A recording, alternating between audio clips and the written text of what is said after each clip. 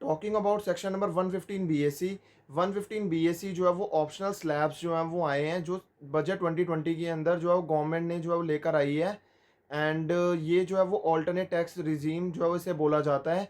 And ये जो है वो क्या है, ये मैंडेटरी है, ये ऑप्शनल है। ये ऑप्शनल है। अगर इंडिविजुअल एंड एचयूएफ चाहे तो जो है वो ये क्या कर सकता है, वो जो है वो इस ऑप्शनल स्लैब के अकॉर्डिंगली जो है वो क्या कर सकता है, टैक्स जो है वो पे कर सकता है। एंड एक जो इंडिविजुअल है या जो एच यू एफ है, उनको ये अडॉप्ट करना चाहिए या नहीं करना चाहिए, इसके लिए जो है वो आपको जो है वो क्या होनी चाहिए, कंप्लीट अंडरस्टैंडिंग जो है वो होनी चाहिए। इस सेक्शन की जो है वो कंप्लीट अंडरस्टैंडिंग जो है वो होनी चाहिए सेक्शन नंबर 115 बीएससी की।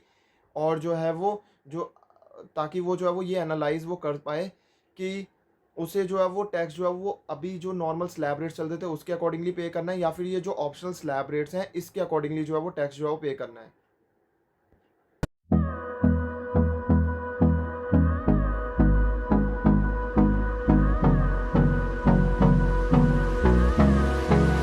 Hello everyone, I hope you all are doing good. अब हम सीखने वाले हैं सेक्शन नंबर 115 बीएससी का एनालिसिस जो है वो हम सीखने जा रहे हैं।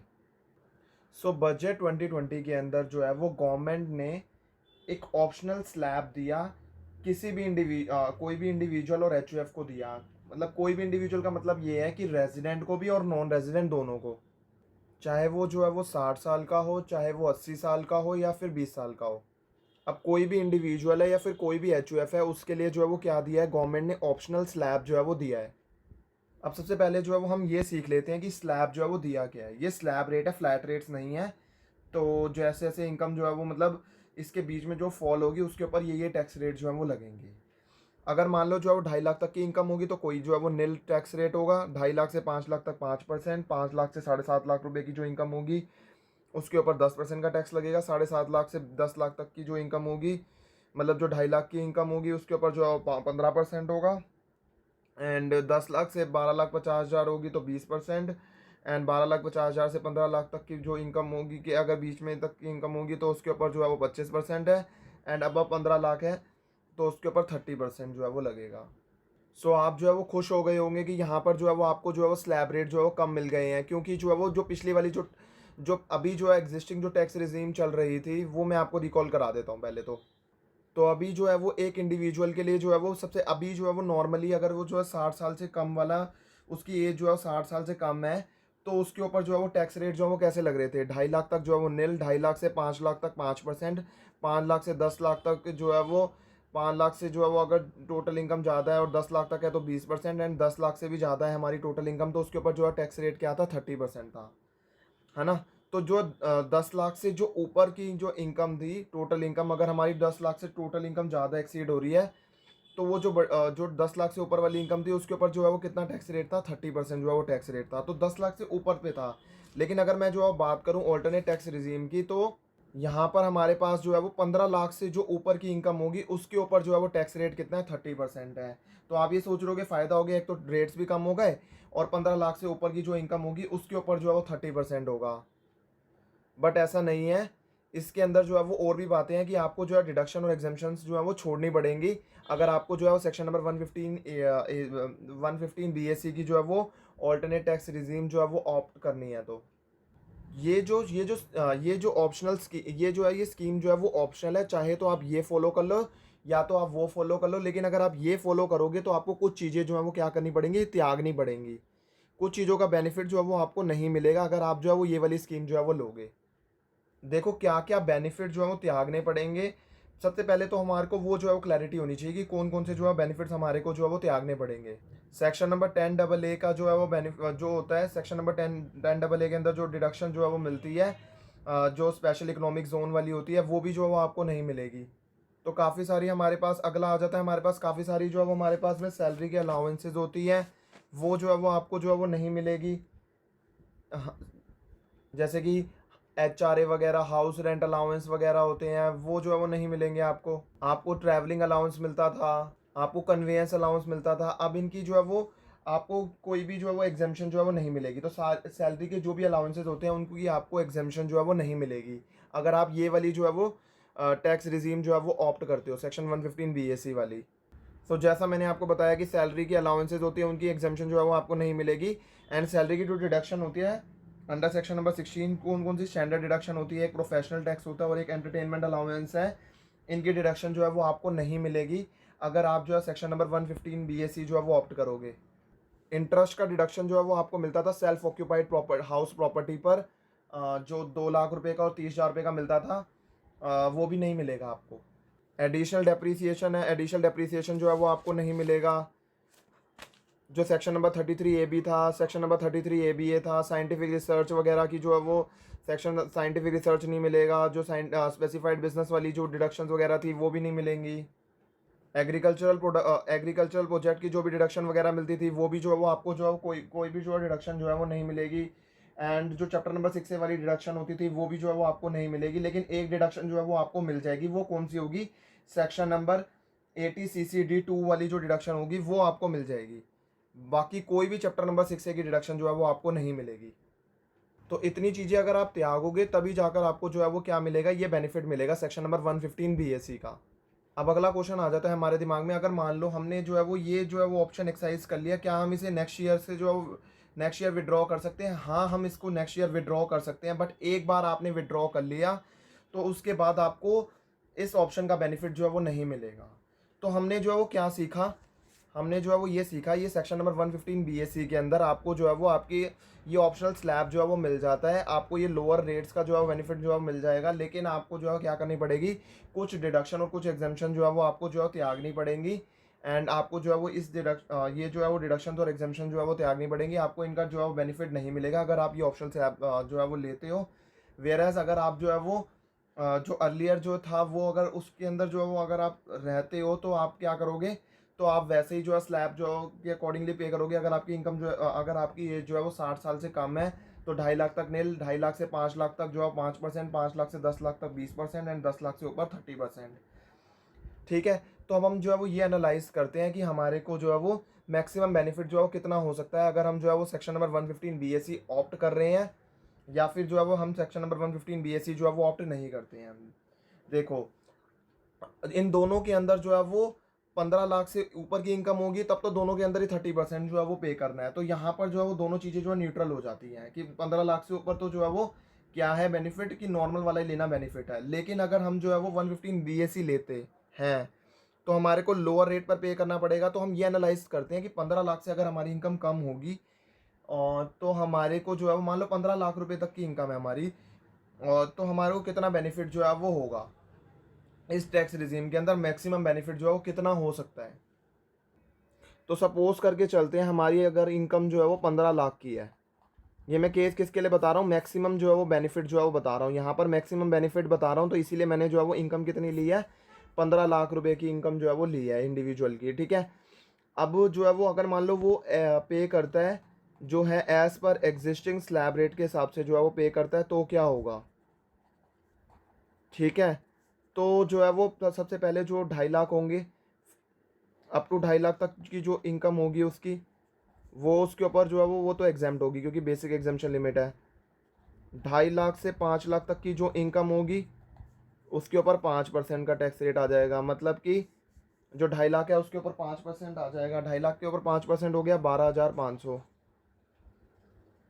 उसके बाद में जो 5 लाख से 10 लाख तक की इनकम होगी उसके ऊपर हम जो है कितना पे करेंगे, 20%। मतलब कि जो है वो 5 लाख के ऊपर 20% कितना हो गया, 1 लाख।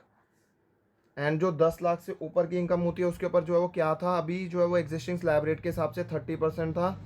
तो कितनी है इनकम 10 लाख से ऊपर, 5 लाख की जो है इनकम है, तो 5 लाख का 30% कितना होता है, 1.5 लाख रुपये। तो अगर मैं जो है वो इन तीनों चीज़ों का टोटल लगाऊं तो फिर मेरा टोटल कितना हो जाएगा, 2,62,500। लेकिन अगर मैं मान लो जो है वो ऑप्शनल स्लैब रेट के हिसाब से जो है वो पे करता हूँ, जो ऑप्शनल स्लैब रेट अभी आए हैं उसके हिसाब से पे करूँगा तो मैं 2.5 लाख तक जो है वो नील।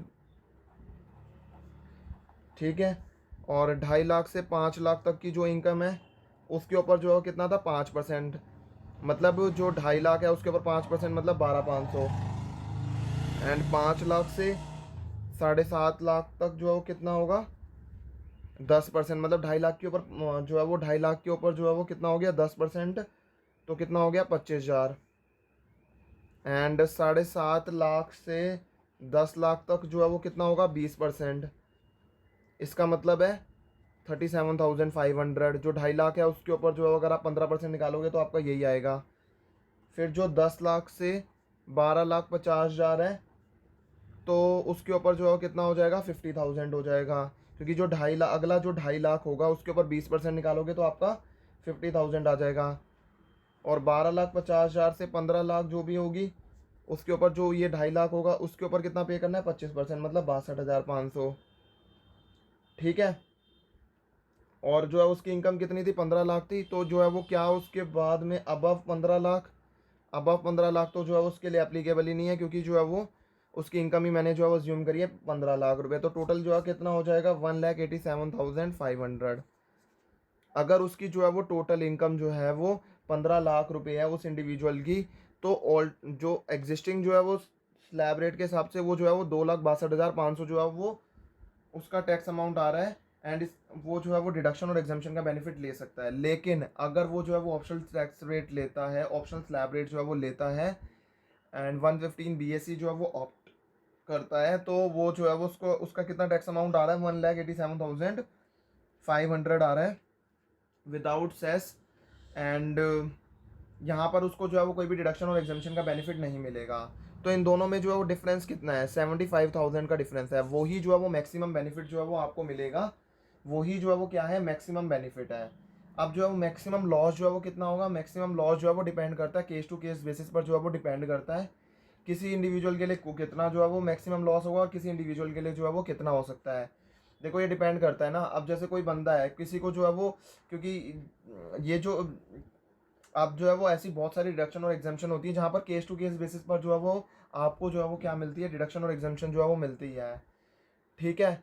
एंड अगर आप मान लो वो अवेल नहीं करोगे तो डिपेंड कर जाएगा। जैसे कईयों को जो है वो कई सेक्शंस के अंदर हमारे को जो है वो डिडक्शन, तो जैसा ऐसा हो सकता है ना, कोई इंसान है जिसको जो है वो 10 लाख पर जो है वो ये सारी की सारी जो है वो एग्जाम्पशन और बेनिफिट जो है छोड़नी पड़ेगी। कई लोगों कोई बंदा ऐसा हो सकता है जिसको जो है 5 करोड़ पर जो है वो ये बेनिफिट और एग्जाम्पशन जो है वो छोड़नी पड़ेंगी। तो यहाँ पर लॉस जो है वो कितना हो सकता है, लॉस जो है वो कितने भी अमाउंट का जो है वो हो सकता है।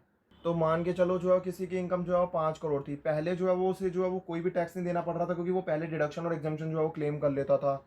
एंड अब जो है अगर मान लो वो ऑप्शनल टैक्स रेट जो है वो ले लेता है, ऑप्शनल स्लैब रेट जो है वो ले लेता है, जो इंडिविजुअल और HOF को मिलता है 115 BSE के अंदर, तो 15 लाख के ऊपर जो इनकम होगी उसके ऊपर वो 30% जो है वो टैक्स रेट जो है वो टैक्स जो है वो पे करेगा।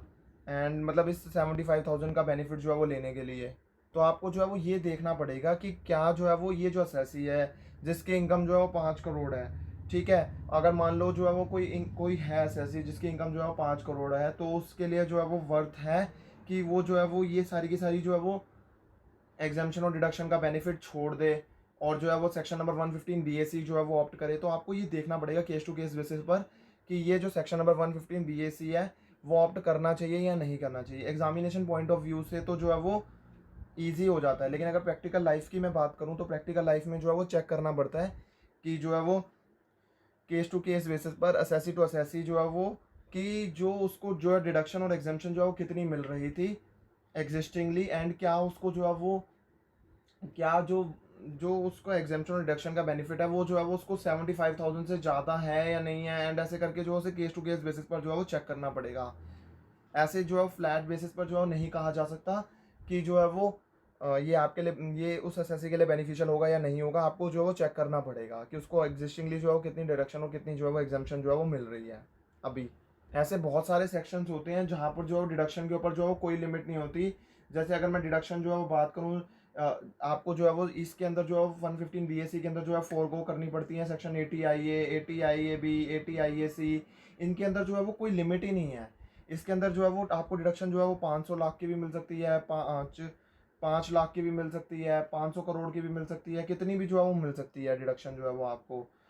तो यहाँ पर तो जो है वो आपको सिर्फ एक फार्मूला जो है बताया हुआ है कि जो है वो आप ऐसे कैलकुलेट करो तो वो कितनी भी मिल सकती है। तो इसीलिए लॉस को जो है वो डिफाइन नहीं करा जा सकता कि आपको मैक्सिमम लॉस जो है वो कितना होगा अगर आप जो है वो ये लोगे एंड एग्जिस्टिंग जो एग्जिस्टिंग स्लैब रेट है उसके अकॉर्डिंगली जो है पे नहीं करोगे तो कितना होगा। तो ये कोई नहीं बता सकता, ये असेसी टू असेसी जो है वो डिपेंडेंट हो जाती है बात। सिमिलरली मैं जो है वो बात करूँ कि जो है वो अगर आप जो नॉर्मल स्लैब रेट है उसी के हिसाब से जो आप पे करते जा रहे हो। एंड अगर आप सेक्शन नंबर 115 बीएससी जो है वो ऑप्ट नहीं करते हो तो मैक्सिमम बेनिफिट जो है वो आपको कितना भी हो सकता है, और लेकिन जो मैक्सिमम लॉस है वो जो है वो कितना होगा, मैक्सिमम लॉस जो है वो आपको 75,000 का ही होगा।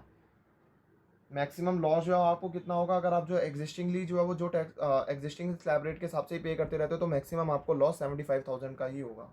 वाई आई एम सेइंग कि जो है वो कितना भी जो है डिडक्शन मतलब कितना भी बेनिफिट जो है वो हो सकता है अगर आप जो है वो नॉर्मल एग्जिस्टिंग टैक्स रेट जो है वो आउट करते हो, क्योंकि वो डिपेंड कर जाता है कि आप कितनी डिडक्शन और जो है वो एग्जाम्पशन जो है वो अवेल कर रहे हो, उसके ऊपर जो है वो डिपेंडेंट हो जाता है, तो वो कितनी भी हो सकती है। तो यहाँ पर हमारा जो है वो इन डेप्थ एनालिसिस जो है वो खत्म हो जाता है सेक्शन नंबर 115 बीएससी का, जो ऑल्टरनेट टैक्स रिजीम थी, जिसने जो है वो जो बजट 2020 के अंदर जो है वो आई थी। एंड यहाँ पर जो है वो बहुत लोग जो कंफ्यूज रहते हैं कि हमारे को जो है वो सेक्शन नंबर 115 बीएससी ऑप्ट करना चाहिए नहीं करना चाहिए। ये जो है वो केस टू केस बेसिस पर जो है वो आपको एनालाइज करना पड़ेगा।